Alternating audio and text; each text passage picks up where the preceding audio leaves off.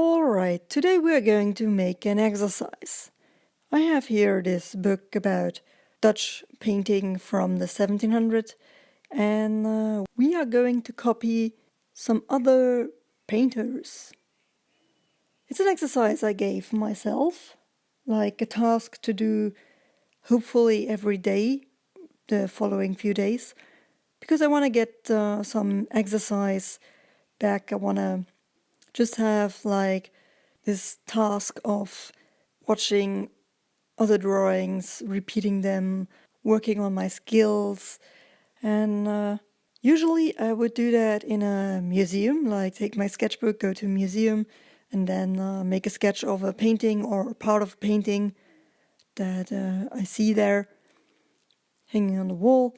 But currently with this corona isolation, it's not possible. Although they said that the museums are going to be opening soon again, so we will see. Anyway, I wanted to have this exercise at home. You don't need to take Dutch painting from 1700.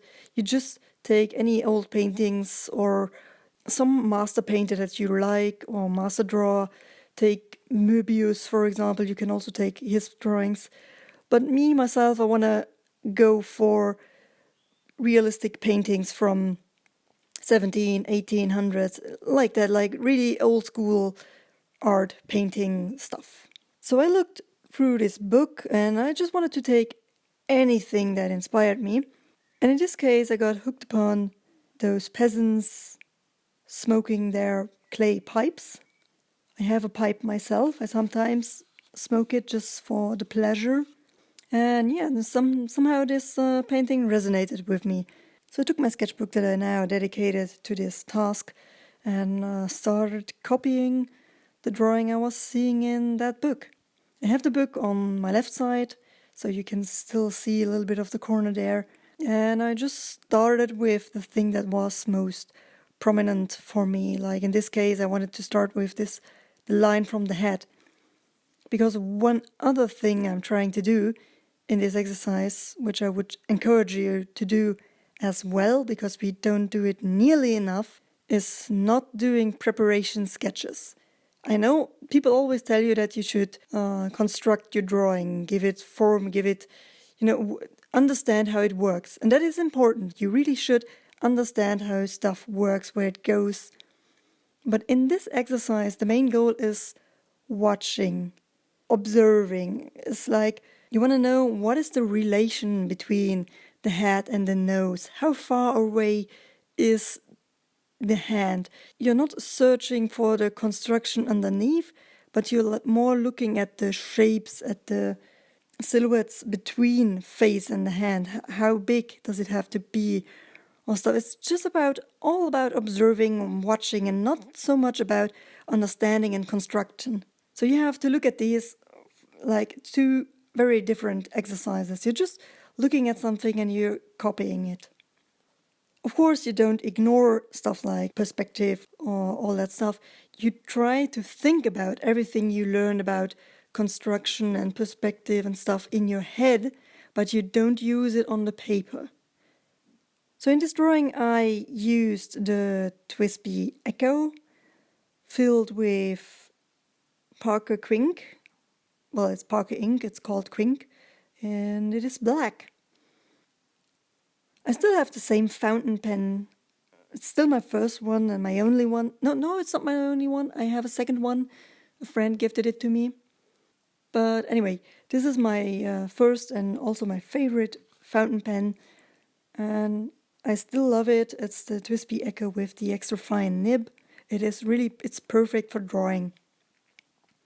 At the beginning I was thinking about maybe using the dip pen, but then again I thought it is like a very strange exercise. It is a little bit out of my comfort zone, so I did not want the medium to further make my life more difficult. So I took something that is still ink, but is easier to use for me. I have more hours in with my TWSBI. It has been a while since I used a dip pen.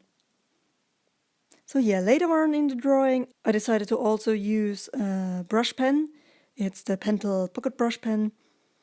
Any of these pens are sponsored or anything. I just want to tell you what I am using here. And this was like a spontaneous decision to add that type of pen because later on I realized that there are a lot of really, really dark shapes and, well, there's a lot of shadow.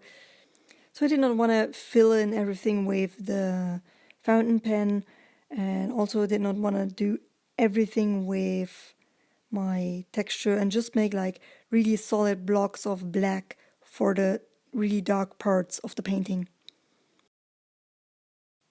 This type of exercise, it's only for you. It's so that you learn to look closely at what other artists already have done. In the end, it should be in a sketchbook and stay in there.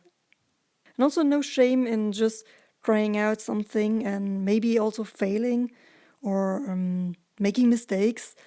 It's all about the process and the progress you make. The important thing is, and that's what I did in the end here, is to make a note from where you took the drawing, which is in this book is in German, so that I can always look it up again.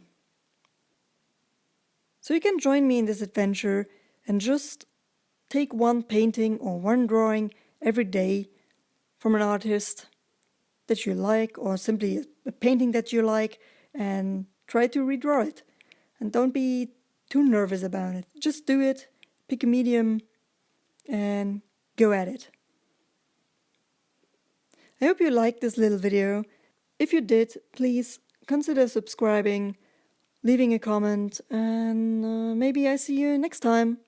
Bye!